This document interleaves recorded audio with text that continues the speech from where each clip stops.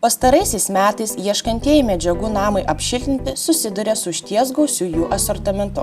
Perkant apšiltinančias medžiagas reikėtų žinoti jų izoliacinės savybes, naudojimo intervalą tam tikroje temperatūroje, atsparumą vandeniui, chemikalams, atsparumą pelėsiams, akustinės, ekologinės, priešgaisrinės savybės, taip pat atkreipti dėmesį, ar gaminiai lengvai montuojami, pjaustomi, stabilių matmenų. Renkantis produktą reikėtų atsižvelgti į tai, kur ir kokiu tikslu jis bus naudojamas. Apie tai plačiau papasakos UAB Montferenas specialistas Vitalij Lechovič. Dauguma šiltinant namą, būstą savo susiduria su klausimu, kuom apšiltinti. Jūs galite apšiltinti polistiroliu, galite popierium, galite apšiltinti vata. Taigi dabar truputėlį plačiau pakalbėsime apie vatą. Iš esmės yra kelios rūšys vatos. Tai yra dažniausiai stiklo vata arba akmens vata. Šį kartą nekalbėsim apie fasadinės vatas, o apie vadinamas demblinės vatas, kurios yra arba plokštėm, arba ruloninės. Kitaip dar liaudyje vadinamas minkštas arba puskietės vatas. Taigi, kaip teisingai pasirinkti ir ką reikėtų atkreipti dėmesį. Taigi, kaip ir sakiau, pagrindiniai skirtumai stiklo vata ir akmens vata. Bet esminio skirtumo būtent dėl savybių nelabai ir yra, kadangi akmens vata yra tik tai, kad truputėlį standesnė, stiklo vata yra truputėlį minkštesnė. Tai iš esmės yra tokie didžiausi tikriausiai skirtumai, kuriuos jūs pastebėsit. Kadangi šilumos laidumo koeficientas yra kaip vienų, taip ir kitų panašus. Tai yra netgi yra vienodi, tik tai, kad yra skiriasi gaminio pavadinimai. Gamintojų, aišku, yra labai daug, kaip nepasiklyst tarp įvairių tų gamintojų ir teisingai pasirinkti. Aktualiausia tai turbūt būtų kainos klausimas. Iš esmės, stiklo vatos yra pigesnės, bet jos tikrai nėra blogesnės. Kainos yra mažesnės vien tik tai dėl to, kad jos yra paprasčiau transportuoti. Kadangi yra minkštesnė, lengviau yra suspaust, tai jūs galite tuo pačiu metu pervežti didesnį kiekį. Dėl to sąnaudos mažėja.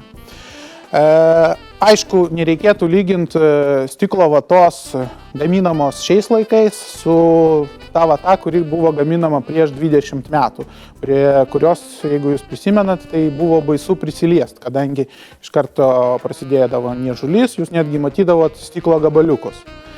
Dabargi to nėra. Iš esmės jūs galite dirbti netgi be pirštinių, galite net ir be kaukės, bet patartina visgi kaukė ir akiniai, kadangi bet kuri vata dulka. Dabar klausimas, kaip teisingai pasirinkti skaičiuojant kainą ir skaičiuojant, kiek jūs išleisit pinigų. Teisingiausia būtų skaičiuoti, lyginant kainas, tai yra už metrą kvadratinį arba už kubinį metrą. Kadangi dauguma klientų ateinant pas mus, pavyzdžiui, klausia, kiek kainuoja vienas pakas. Bet pakų yra daug. Skirtingų išmatavimų, skirtingų dydžių. Pardavėjai tai yra jums pasakys galbūt pigiausia poka, bet tenai bus mažiausias kiekis. Tai būtų neteisinga lyginti šitos du dalykus. Dar vienas esminis klausimas, kaip jūs su ta vata dirbsit, ta prasme, jos savybės, kai jūs ją klojat. Sakykime, stiklo vata, kadangi jinai yra truputėlį minkštesnė, tai ją yra paprasčiau pjaut ir jeigu, sakykime, jūs šiltinat pastatą senesnės statybos, arba net ir naujos statybos, kur karkasas yra medinis, arba yra kažkokių tai neligumų, tai stiklo vata dėl to, kad jinai yra minkštesnė ir puresnė truputėlį, tai išpjovus ten centimetrų arba 2 didesnė plokštė, jūs lengviau ją įkišit ir jinai tiesiog įsisprausi tą tarpą. Nes, sakykime, jeigu vata yra standi, tai išpjovus jinai jau kaip ir nepadidėja turiu ir jūs įkišat, sakykime, jeigu yra tarpelis, tai jisai jau ir liks. Tai minkštesnė vata, būtent stiklo, jinai labiau užpildo tuos tarpelius. Tai kaip ir yra patogumas dirbant su ją. Skirtingų gamintojų yra, aišku, skiriasi spalvos, kaip jūs matot, bet skiriasi ir pačios vatos, kaip ir sakiau, standumas. Nes šita, pavyzdžiui, yra labai jau tokia minkšta, šita vat yra vata standesnė, su ja automatiškai yra patogiau dirbti, paprasčiau dirbti, patogu yra ją pjaut, jūs tiesiog su aštriu peiliuku pridedat kokią lentutę arba liniuotę, nupjaunat ir jinai gražiai nusipjauna. Dar yra vienas svarbus aspektas, į kurį turėtumėt atkreipti dėmesį perkant vatą. Tai yra vadinamas šilumos laidumo koeficientas arba lambda. Visi gamintojai pas mus turi rašyti tą reikšmę. Dažniausiai pasitaiko, tai yra 0,37 arba 0,36 ir kuo tas skaičius yra mažesnis, tuo yra geriau, tai yra daugiau sulaiko šilumos. Vėlgi jinai yra lengvesnė, todėl, sakykime, šiltinant stogą ir dedant tarp gegnių, galima dirbti netgi vienam žmogui, jos nereikia prilaikyti, kadangi kai kurių gamintojų akmens vata yra gan sunki ir įspaudžiant tarp gegnių, jinai pastoviai krenta, tai vienam dirbti yra jau nepatogumas.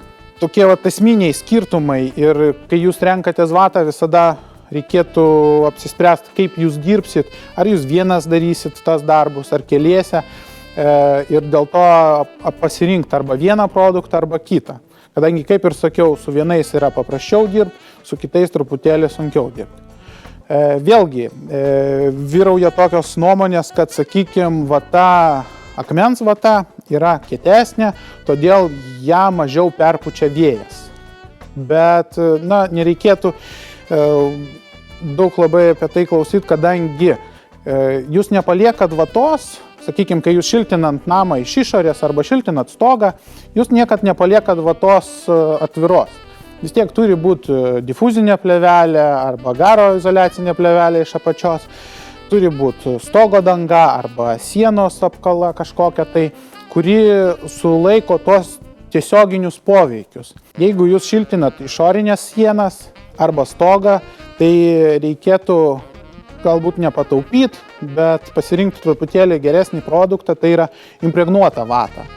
Kadangi bet kokiu atveju išoriai susidaro drėgmės ir kad tiesiog vėliau jūs neturėtumėt problemų ir nekiltų klausimų, kodėl vienoje vietoje ar kitoje išlenda pelėsis arba ten kažkur tai yra drėgmė, kadangi impregnuota vata, jinai bet kokiu atveju yra atsparesnė oro poveikiui ir taip jūs ateityje sutaupot pinigėlių, kadangi jums nereikia nieko perdaryti ir jūs nematot tų problemų.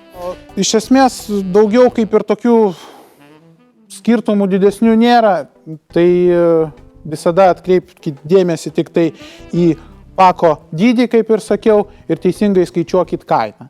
O jeigu ką, jūs visada galite pasitart su pardavėjais, kurie, manau, jums visada patars, kaip ir ką geriau nusipirkti.